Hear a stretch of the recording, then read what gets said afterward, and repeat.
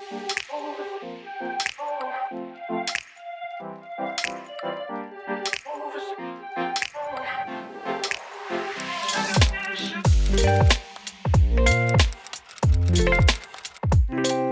I'm Soraya and I'm the founder of Herbal Tea UK. So I currently run a luxury herbal tea business called Herbal Tea UK, and what we do is we ensure that the people who are producing our tea are paid a fair wage that they can actually live off, and it enables them to actually live a proper life in the country that they're living in. We produce our tea in Iran, but what we're also moving to do is set up a foundation so that the kids of those people can actually have an education and have their education funded by us so that they can go to school, so we stop that poverty cycle right in its tracks. The business and what I'm studying are linked in terms of anyone who's looking for anything in terms of how to improve their diet, how to lose weight sustainably, anything like that we provide. We want it to be something that's free from junk, free from any additives, and just really sustainably sourced luxury products. I think the biggest challenge is definitely time management. I am not a person that does things by halves. I like things to be done properly and with 100% effort. So I think for me, not being able to do either thing with 100% of my time at the minute is a little bit frustrating, but it doesn't mean that things can't be done well if you don't plan your time properly. The idea from the business in terms of setting it up was quite random.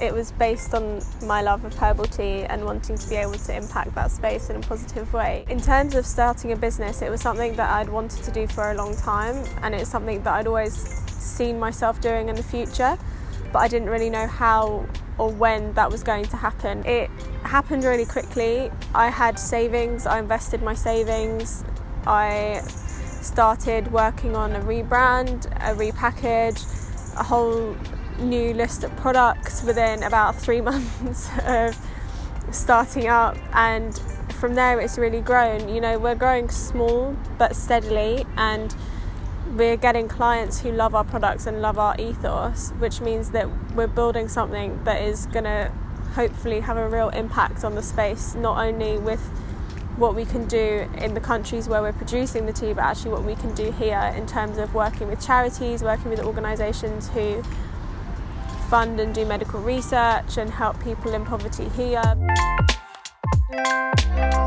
You can do it financially even if you can't do it directly on the ground. I think, you know, you could have a catering company here that is totally based here. You have to pay people a fair wage, but you can take a percentage of each of your profits or each of your end of month fees, say 10%, and invest it in either projects that are working to help people in poverty. You can go directly on the ground and help people with poverty. For our business, we take a percentage of each of our sales before we've even worked out our profits or anything like that, and we donate directly to people on the ground. We make sure that the wages are fair even with our growth, and we make sure that we are still having money in our pot to donate to something that is ethically and environmentally responsible. Our business fundamentally doesn't need to be environmentally or socially responsible, but it is a choice that we're making in terms of where we're putting our money. If you're looking to start a business, the first thing is just to start. Just do it! It doesn't matter how much money you have, how much power you have behind you, what connections you have. It is really about making the first step.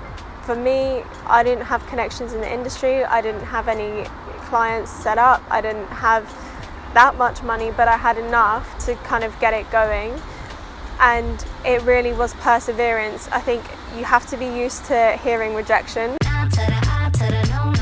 It's unfortunate, but that is the way it is. You need to let it go. You need to let it go. Need to let it go. Just trust yourself, trust your instincts, learn from mistakes because there will be lots of them, and just trust the process. It's difficult and frustrating, and most businesses don't make money in their first few years, but it is something that if you persevere at, you can really do well. Trust yourself. Don't worry about how much you have to start with. I have nothing. Just trust that if you're investing in the process and you're constantly learning, that you will do something with that investment. And just don't be scared to reach out to people who seem too senior for you or too far out of your reach, because you never know who's going to say yes. And that's it.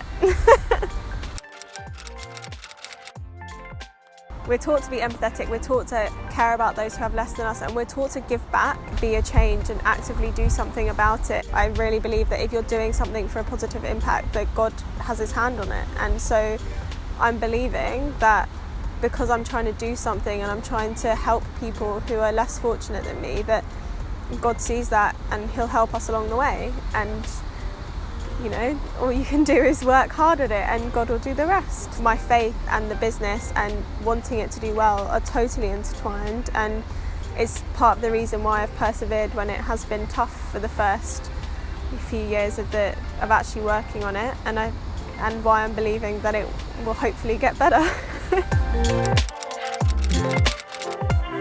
Why did it take so long?